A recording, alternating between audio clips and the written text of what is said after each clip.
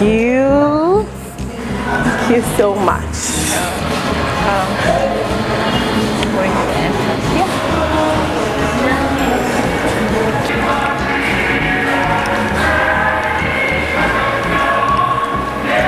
Where do I sit? I don't know, anywhere. Hi. Hi. How are you? Okay, I'm happy. I'm also happy to see you in the flesh. Yeah. I've been stalking you online. So have I. So have I. Are you a medical student? Yeah, I'm medical student. See, I've been stalking you. Where? Mocha? No, an Indian institute. It's called the Indian Institute of Health and Allied Sciences. Nice. What are you studying? Clinical medicine. Fancy. Yeah? Fancy.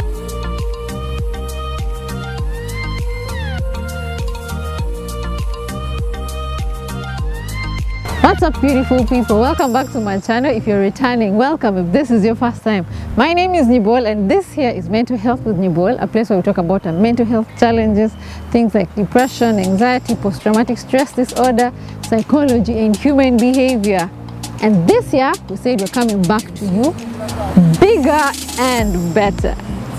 But this particular episode of Mental Health with Nibol, we're speaking to a very passionate, talented spoken word artist, mental health advocate, who is very dedicated, who is very, I like her energy, her aura, oh my god, you guys. But before I say who it is, remember to subscribe, like, comment and share this video so that other people can be able to watch this video. We want to grow our mental health community, we want to get into a community, we want to increase the community that cares about mental health. So share. As you can see, we're putting in so much effort. We're in such a beautiful place, you guys. Oh my god. Okay, back to who we're introducing to you guys. Ladies and gentlemen, I introduce to you Ainembabazi Samantha.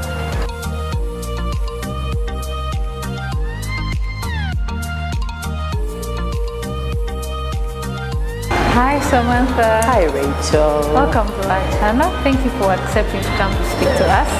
Thank you for having me. Yeah. So would you like to introduce yourself to our viewers? Oh, okay. And what you do? Yeah. Okay, so my name is Samantha Ainembabazi. Okay. I'm a spoken word artist, I'm a poet, I'm a human rights defender, I'm a mental health advocate, and by profession I'm a human resource manager. Wow. Okay. Yeah. Lots of things. Which is like your main house? What do you do? And I'm an entrepreneur. I have an organic skin and hairline. You have a what? An organic skin and hairline. Oh, organic skin and hair products. Oh, products. What's that called? Twena. Twena? Yeah. Twena is a word in my language that means all of us. Ah. So it's very inclusive. It's like so many different people. Yeah. Where can people get that in case? Twena on Facebook, on Instagram. You do deliveries? Yes, I don't have a shop yet. I deliver. Okay. Yeah. So would like to. You say you're spoken word artist. That's like a poet, right? Mm-hmm. When did you start poetry and what was the journey? When did I start poetry? I started writing. There's a difference between when I started writing and when I actually started performing. Okay. I started writing when I was 8. Oh, 8 years old. I was 8, yeah. Okay. I was 8. And then I got the courage to start performing when I was about 16. 16? Yeah, so when I started going on to stage, and so I could safely say, but if I start telling you now, if I calculate the time, I'm going to know my age. Because okay. But yeah, it's been a minute. Okay. All right. So you started performing at 16. Yes. There's because you're also a mental health advocate and a human rights defender. I find like all these things have a lot in common. So did poetry, was poetry then that made you go into the mental health, or did mental health make you go into poetry? You're the first person to actually ask me the question of did mental health make you go into poetry? Because most people believe it's supposed to be the other way around, but for me, mental health actually made me go into poetry, not the other way, not like poetry made me go into mental health. Okay. So when I was 8 years old, something very tragic happened to my family. And so everybody had, crazy ways they were dealing. The adults had like court and police, and then there was me that wanted to make sense out of what happened. I couldn't exactly talk to somebody about it because it felt selfish. We'd all gone through it, so I felt like taking my pain onto somebody else would make me look like I'm making it about me. So that's when I started writing, because of that thing that happened to me. And then over time, I kept writing and using poetry as my tool for advocacy, for mental health, like for human rights, and also body shaming. I'm a body shaming I'm a body shaming what do they call it? Activist. Okay. Noisemaker. I don't know. Like. Yeah, body shaming is something that I'm very against, and so body positivity is, yes, that's what I was looking for. I'm a body positivity activist, and that's also how I use my poetry. Yes, and it's from a place that is rooted in insecurity for me, because of all my life I've been fat, but people have been perceiving it very differently, and people have had all these opinions, and so it's been really a mental health journey. It still is up to now. I'll walk out of here after this lovely show, and someone will say something mean towards me, and then I'm drawn back to that point. So I write a lot from those experiences that I go through. Yes, it's a tool that I use because I can't meet so many people at once. So I use poetry to advocate for the causes that I'm very passionate about. Yeah. Okay, that's. I mean, we live in a mean world. People like to mind other people's business, even when they don't know your story. I feel like you're doing great because I think I first saw you on Facebook. I don't remember exactly who. I think it was Kagai. Kagai had shared something about you. I think you guys were performing at. I don't know. I don't remember the place. But then you shared your story that you had written, and I felt very touched by your story because I feel like. As young people, we go through a lot of things, and then we quickly forget, because when we see somebody that society has given us standards, who is beautiful, who is not, who is fat, who is thin, and then we forget our problems that we're dealing with, and then we quickly victimize other people. We become, I don't know the right word to say, but like if you as an individual don't find a way to come out of that situation, it's very hard, because people are going to push you into suicide, people are going to push you into a terrible condition. Then when they see the outcomes of that, they begin to say, oh my, like for example, people that commit suicide, people begin to say, oh my God, she was going through all this, but they're the ones that push you into that. And I know along your journey, you've probably gone through depression or anxiety. Yes, I have. How do you deal with that? So I've gone through depression, and to the extent that at a point I was clinically diagnosed depressed. That was in 2015. So if I came out here and said that I have ways that I deal with depression that are spot on, I'll be lying, because depression is, when you're other mental illnesses, not like anxiety, you know that you're anxious, and you probably know why you're anxious. Yes. So you have all these exercises, you have breathe in and out. There's things you can do, take a quiet minute. But now when you're depressed, before you actually realize you're depressed, you've been depressed for like a while. True. And you're just like, but first wait. I go through the symptoms of depression. I'm at like number 10. And it's gone in for a while. So the first thing, of course, let's stay away from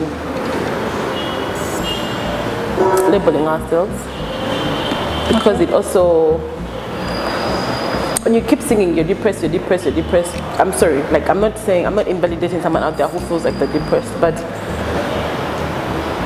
it affects you. We should need to learn, we need to educate ourselves on another difference. Some of these words are heavy. We need to find out, am I stressed? Because it's different. Am I distressed? And being distressed is also different from being stressed. Distressed is in the moment. I'm here with you, we're having this interview, and I can't find my pen. So in that moment, I'm going through distress. So I'm panicking all over the place, but when I find my pen, I calm down. See? So to find out what the things are and their names helps us a lot, because we often throw big words at ourselves and we soon become the symptoms of what we think we have. Yeah. But when you do confirm that you are indeed depressed, first of all, be easy on yourself. You know, growing up in Africa, we've been fashioned to believe that mental illness is a white people thing. Oh my God, yes. Everybody says it's white people thing, stop pretending. And you know, as to how come our parents did not get depressed? Yeah, they had to. And yet we have, in communities, we have people committing suicide. We have people that are running mad and are like, what is that if it's not mental health? Yeah. So, first of all, to understand that it happens. You're African and you're in Africa and you're depressed, and it's not okay, but it's where you are at. You see, I don't understand, and it's okay. No, it's not okay, but it's where you're at. And so, how do you move out of that? Find out your patterns. Be your own check. Now, for me, there's certain things that lead me to know that I'm slowly going back. Okay. If I like, for example, okay, if you're a person that loves your phone and you love, if you start, you no longer buy data, not because you don't have money, but like, what am I going to do online? That should be like your pattern, yeah? Because someone who wakes up in the morning, lays your bed, and you stop laying your bed, your body is telling you something. Person who loves showering like twice a day, and you find yourself you're only showering, you're going to bed, find out what's wrong, and then when you do find out what's wrong, take it one day at a time. The pressure you put on yourself to get better is what hinders you from actually getting better. The pressure you put on yourself? To get better. You're like, but I can't be like this, I need to do this and this, and I need to get myself in order because I have to go to school, I have to maybe like make this money. You won't get better because now you're mixing depression with anxiety. So what should someone do in that case? For example, pause. Just pause and find out, because I cannot say what everything works for people. What works for me, it's not like a one size fits all. It's not one big concert t-shirt, really. But it's mostly find out what works for you. For some people, it's quiet. For some people, it's talking to someone.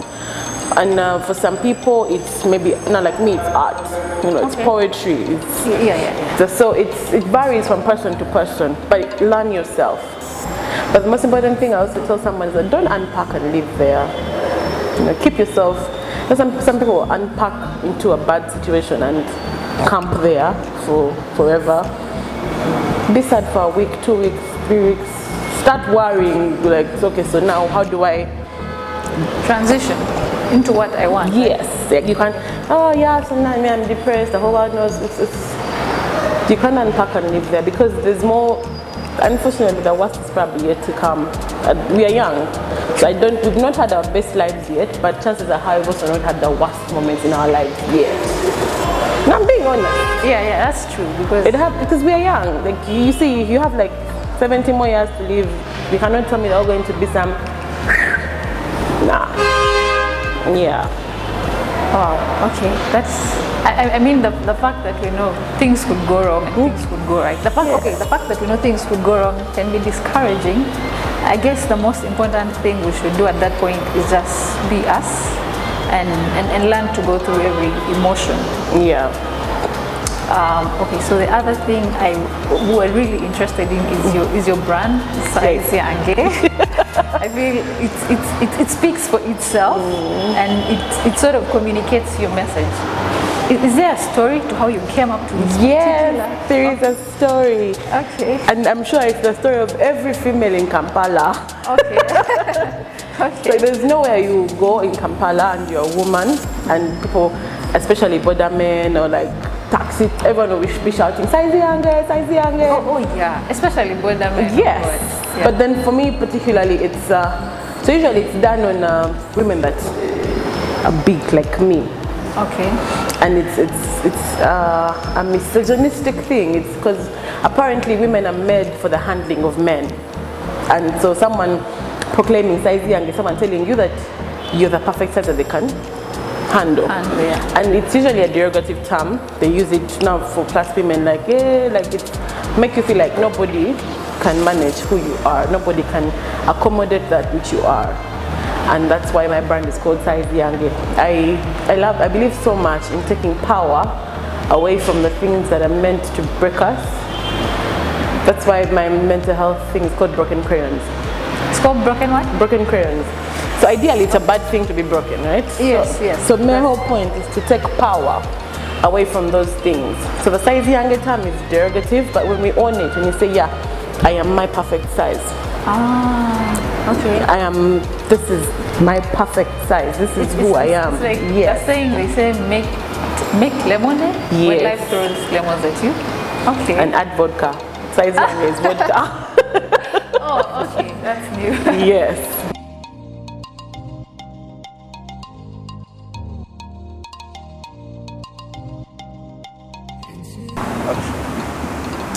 So you guys, given the information Samantha has shared with us, her story, the things she's been saying, I wonder if some of you have actually had some of these experiences.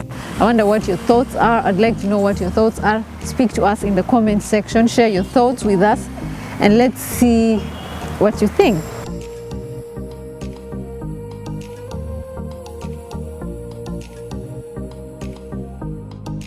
But with thick, heavy, so all those synonyms that you're comfortable with, it's not just for that. SIZE YANGE cuts across. I have one of my closest friends is really small. Okay. And she goes through a lot of like pain. Yeah? Shopping together is so interesting. Things are too small for me, things are too big for her. We all go back home clapping our hands. Yeah, and so she's one of the people that I work with on this brand because yeah, so it's for everybody. It's also for like albinos, everybody that is That society tries to. yes, that is who you are, that is in your perfection, who you are, and this is your size is your, this is like, yes. I And like so that. SIZE YANGE, I have a YouTube channel, SIZE YANGE. I changed my Instagram recently to SIZE YANGE. Okay. It's private, but you can just send a request, I'll confirm. Okay. Then I opened a Twitter recently. People, please teach me how to use this Twitter thing. I don't understand it, but yeah, SIZE YANGE. Twitter should be easy for you. I think when you understand it, because it's about writing. About what? It's about writing. Is it though? It Right. has character limits and stuff. Yeah, no, but you can do a thread, especially if you have something to say, especially now about SIZE YANGE. It's just writing. One thing I've discovered, I've not yet understood the whole of Twitter. You're on Twitter as well? Yeah, I'm on Twitter, but my following, Mine is like over 16, so it can't be as bad. no. I think I recently just made 1,000 or something. See? Yeah, but I discovered you just have to keep tweeting. Yes, keep that's something I tweeting, struggle. keep tweeting. I struggle with. And I have like now this is like it speaks volumes, and people on Twitter like to Relate. a cause, to do something for a cause. So I know you're going to grow, and I guess you've answered all our questions today. Or the merchandise, just hit me up. My Facebook is Samantha Ainembabazi. Okay. So you can get you can order. We have sweatshirts, we have shirts and vests. What is the price range? The price range is 65,000 for the sweatshirts, 40,000 for the t-shirts, and 30,000 for the vests. Okay. Yes. So I hope you guys are listening and you will order these things. I wanted to tell you a story of a friend of mine. She's very tiny, and she also struggles with this body because people call her a child everywhere she goes into a space. And ironically, like when I look at her, she looks like, although she's smaller, she looks like Sheila Gashumba. Right? And then whenever she goes, people call her the younger version of Sheila Gashumba. They think she's her young sister. And then she's, like everybody's supposed to be an adult is supposed to be 50 kgs apparently. And she is below that. So when you see her dressed, everybody mistakes her for a child. And she's actually planning to go for her master's. So when you said this is not just for plus size people or for fat people, and it goes on to these other people, I totally understand. Yeah. I wanted to say something about artists and mental health. Okay. Yeah. See, the challenge we have as artists, Okay. we draw from a place of passion, from a place of emotion. Yeah, like it's very rare for an artist to write on cue, to sit down and tell me, write a book, maybe about this YouTube channel. It's so, mental health really affects our work, because we find some artists that go, excuse me, on like a mini sabbatical. Someone is depressed, so they are going to zone out and they want to write. They want to maybe like journey pictures of shade, because ours is from a place of passion. Yes. And that in a way affects artists that have it as a source of income, artists that solely depend on artistry. Because, and actually I think we're the most affected. I didn't think, as I said, there's something about different artists I know who along the way have become alcoholics. You know, people like, along the way they've become drug addicts, along the way we have become homeless because we are not doing work that should get us out there. And so mental health in the artist industry is very, you know, recently people were looking at the video, is it Keiko? Yes, Keiko. I saw people commenting. I actually didn't see, because I think it was a live. I did. It was posted on those blogging things. Mbu posted it. I didn't Mbu UG, you know Mbu? Yeah, I know. About who else? But it was posted. I'll Live look for stream. it, but I think I only saw Sheila Gashumba speaking about it, but I didn't get to see the video. But I saw a lot of people talk about it. Keiko, we've had Cute Kaye. Recently we've had this guy of Big Time, Oscar. Big Time? Oscar? The song would make people know my age. Hey! Hey!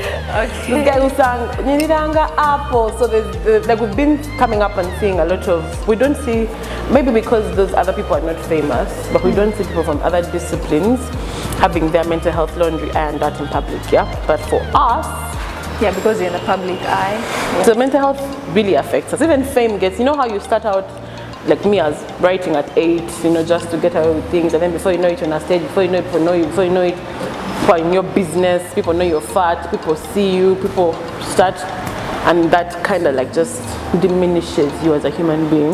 Because now you're going to care a lot what people are saying. And so it's impossible to make money as an artist if you're not caring a lot, because if you're not putting your work out there, how will you get paid? And so it's daily, it's a struggle, you know. Okay. You're damned if you do, because now everybody's going to see. You're damned if you don't, because you're probably going to die of hunger. So just digger. Yeah, it's enough. One thing we forgot to ask you was, do you have a support group?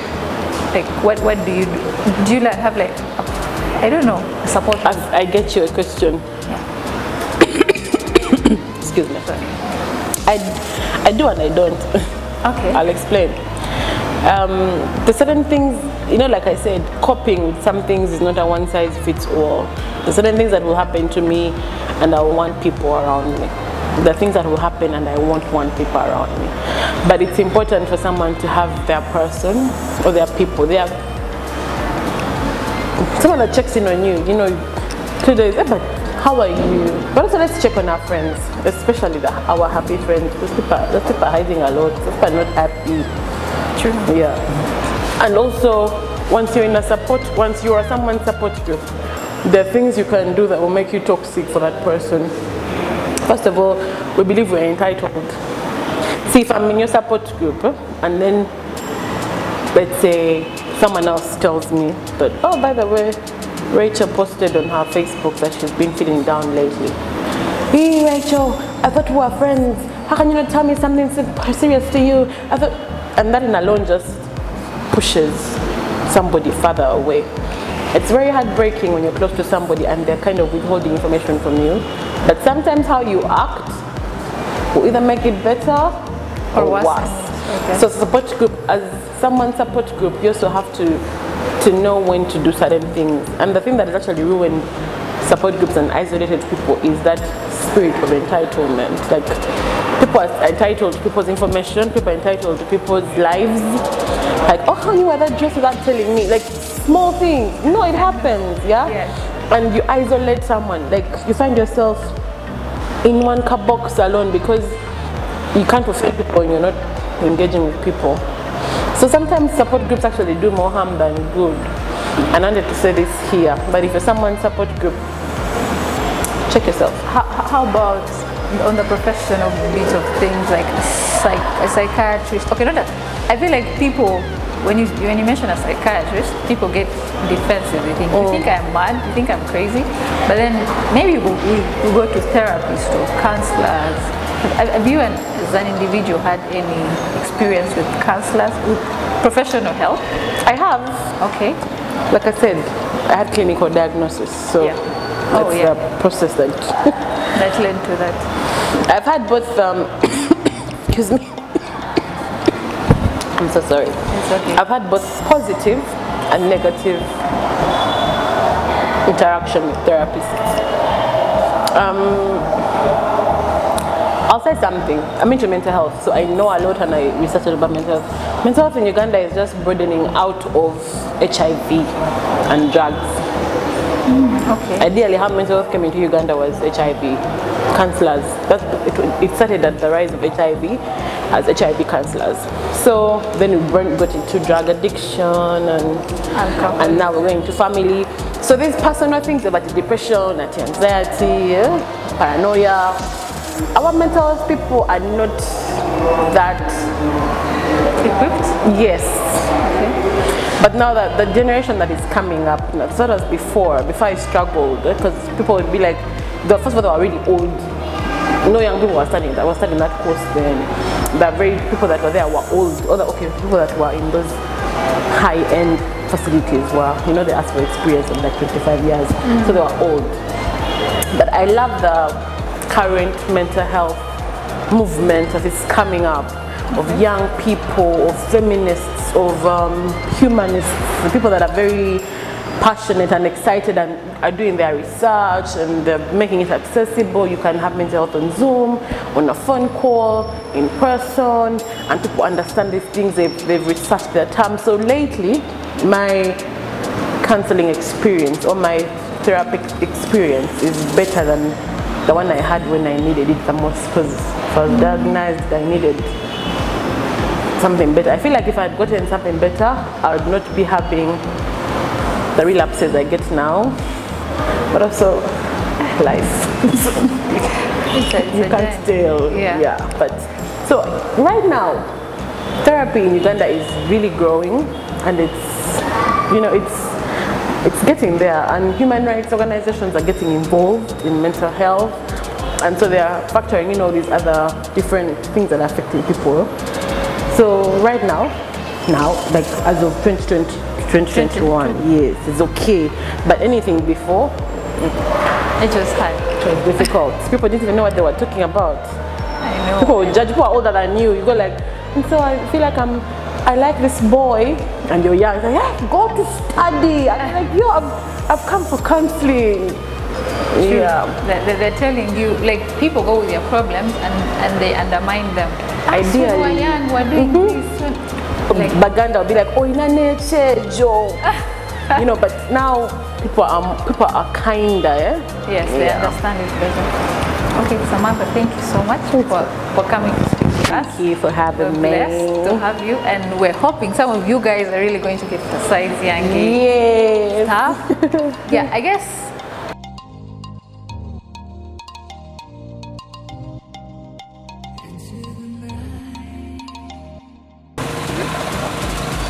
Thank you for watching this episode of Mental Health with Nibol, and as always, it's sponsored by Kudwal Restaurant. Kudwal Restaurant is a South Sudanese restaurant in Kansanga, UK Mall on level 4, and they specialize in South Sudanese meals, things like kisra, things like akob, things like kudra, things like bamia, weka, you name it, all beautiful things. And if you have never tasted South Sudanese food and wonder what it would taste like, oh my god, you guys, their prices are very affordable. 15k, 20k, 25. They have other things like pizzas, so don't be afraid to reach out. Yes, and I hope you've learned a lesson or two from this episode. If you've not subscribed, please subscribe, like, and share this video. Have a lovely week. Goodbye.